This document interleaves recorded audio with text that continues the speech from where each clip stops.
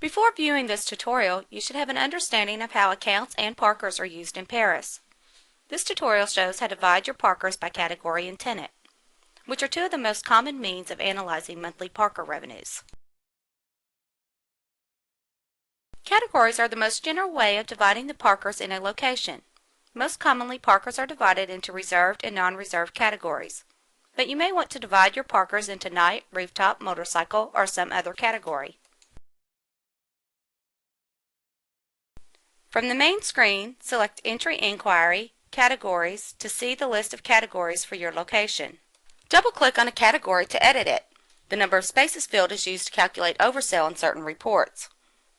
This is not a limit on the number of parkers, because not every parker will use the garage every day or all day.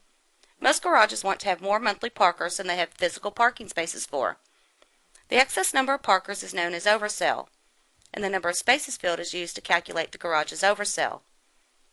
The target number of parkers is the number of active monthly parkers in this category that you would like to have in the garage. This field is used on the space availability report and the customer service screen to determine how many openings are available for monthly parkers. From the category list, you may click the Parkers button to view and edit parkers in the selected category. Every parker is assigned to a category on the Parker Edit screen. If your location is in an oversell situation, Paris will notify you when you save the parker's information. When you save a parker, Paris will also check to ensure that the number of active parkers in the selected category does not violate a limit established for the account or tenant. There are several reports that are broken down by parker category, including ones that show billings by parker category and the number of parkers by category at a given time.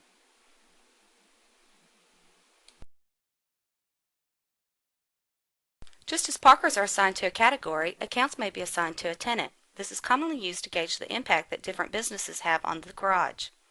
For example, if your garage is in a building that serves several law firms, but the law office employees pay for their own parking, you could assign each individual account to a law firm tenant, and then report parkers and revenue by tenant. This would show you the total impact each law firm has on the garage, regardless of who actually pays for the parking. From the main screen, select Entry Inquiry, Tenants to see the list of tenants for your location. Add a new tenant to this location by clicking the New button. On the Tenant Edit screen, only the name field is required. Filling in the square feet lease field will enable you to report parking revenue per square foot. The max active parkers and parker limits by category fields enable you to restrict the number of active parkers across all the accounts that are assigned to this tenant. Leave the max active parkers at 0 if there is no limit. If you put a number in the minimum desired parkers field, the difference between actual parkers and desired parkers will be reported on the Tenant Limits report.